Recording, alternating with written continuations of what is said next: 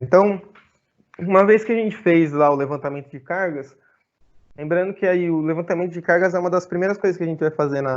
para o nosso projeto elétrico, mas ele também é uma das coisas mais importantes, né? Porque se a gente tiver que adicionar depois cargas, a gente vai ter que refazer todos os nossos dimensionamentos futuros. Então, a gente tem que fazer um bom levantamento de cargas para depois seguir, então, com as nossas outras etapas do projeto.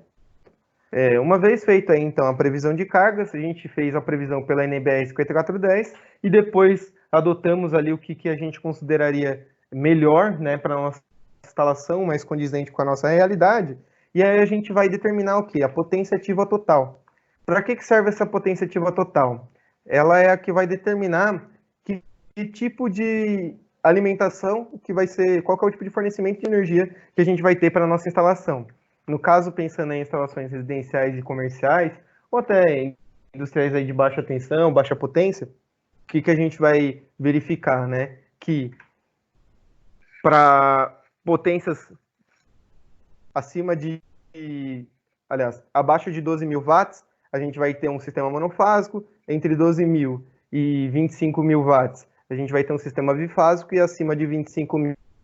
até 75 mil watts, a gente vai ter um sistema trifásico. Então, uma vez que a gente consegue calcular a potência ativa total, a gente determina qual que vai ser o fornecimento de energia, mono, bifásico ou trifásico. Então,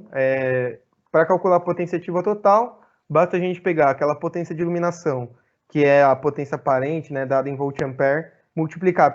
pelo fator de potência de iluminação, que é, no caso, 1, somar com a potência de tomadas de uso geral, né, em volt-ampere também, e multiplicar por 0,8, que é o fator de potência das tomadas de uso geral, e somar, por fim, com as potências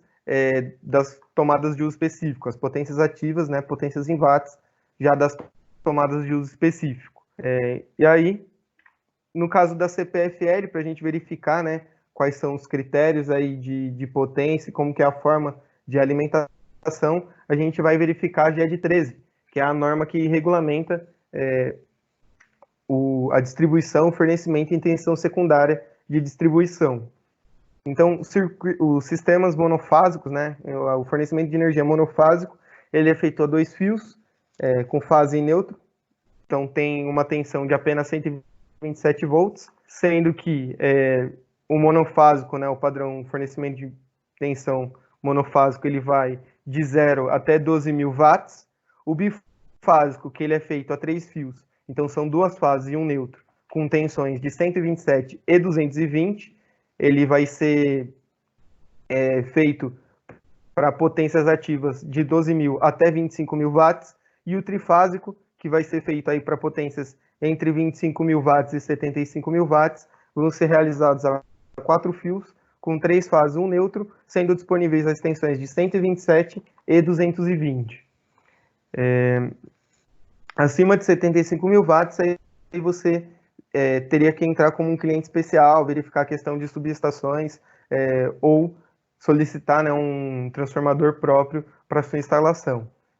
Então, aí a gente está tratando aí de instalações de baixa tensão, né, com potências até 75 mil watts. Então, até 12 mil monofásico, de 25 a 70, de 12 mil a 25 bifásico e de 25 a 75 trifásico. Então, para nossa previsão de cargas, aqui já essa tabela já está correta, né, com os 400 volt-ampere da iluminação da garagem. Então, com a nossa previsão de cargas que a gente realizou na etapa anterior, a gente pode calcular a potência ativa total. Então, vai ser 1.360 volt-ampere da potência de iluminação, vezes o fator de potência 1, mais a potência das tomadas de uso geral, que dá 4.700, vezes o fator de potência 0,8, mais a potência das tomadas de uso específico, que é 17.400. Então, somando tudo, essa potência ativa total, 1.360 vezes 1, mais 4.700 vezes 0,8, mais 17.400, a gente tem uma potência ativa total de 22.520 watts. Então, com essa potência ativa total, a gente pode verificar qual que é o padrão de entrada que a gente teria para a nossa instalação elétrica. Então, no caso, a gente teria a classe de consumo segundo a ANEEL B1, né, residencial e residência de baixa renda, sendo que a categoria do nosso consumidor, né, seria pela CPFL GED 13, a instalação aqui B2, que tem uma carga instalada individual entre 18 e 25 mil watts, né, entre 18 e 25 quilowatts. Sendo que, então, nessa categoria B2, a gente tem dois condutores de fase com 25 milímetros quadrados, um condutor de neutro de 25 milímetros quadrados, um condutor de aterramento, né, de 10 milímetros quadrados, e o disjuntor de proteção vai ser um disjuntor bipolar de 80 amperes, sendo que é obrigatório também aí um dispositivo de proteção contra surtos com 2 fases e um neutro para esse nosso padrão de entrada. Isso aqui tudo pode ser verificado lá na GED 13, né, na fornecimento e tensão secundária e distribuição, está lá na página 64, a gente tem algumas tabelas lá para dimensionamento do ramal de entrada. Então,